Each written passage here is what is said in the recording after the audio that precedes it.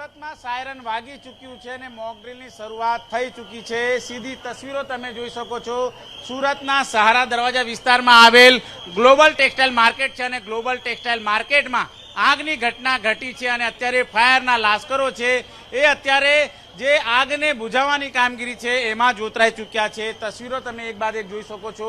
Turn table જે રીતે અદ્યતન ટેકનોલોજીના ફાયરના સાધનો છે એ સાધનોને અત્યારે કામે લગાડવામાં આવ્યા છે અને સુરતની અંદર જે પ્રમાણે મોકડ્રીલ કરવામાં આવી છે ત્યારે સુરત શહેર મેયર સહિત તમામ ઉચ્ચ અધિકારીઓ છે અત્યારે હાલ ઘટના સ્થળે મોજૂદ છે અને તેઓ પણ અત્યારે હાલ તમામ બાબતને લઈને પરીક્ષણ પણ કરી રહ્યા છે। મેયર શ્રી મોજૂદ છે।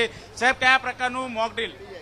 કેન્દ્ર સરકાર અને રાજ્ય સરકારના દિશા નિર્દેશ અનુસાર યુદ્ધ જેવી કેવી કોઈ પણ પરિસ્થિતિને પહોંચી વળવા, આગ જેવી કોઈ મોટી ઘટના બને ત્યારે સુરત મહાનગરપાલિકાનું ફાયર ડિપાર્ટમેન્ટ અને સુરતીઓ સુસજ્જ હોય તેના ભાગરૂપે ગ્લોબલ ટેક્સટાઇલ માર્કેટમાં જ્યાં માનવ મહેરાણ ઉભરાતો હોય તેવી જંકશન પર માનવોને કઈ રીતે સહેલાઈથી આપણે બહાર કાઢી શકીએ અને આગ ઉપર કઈ રીતે પરિસ્થિતિ કાબુ મેળવી શકાય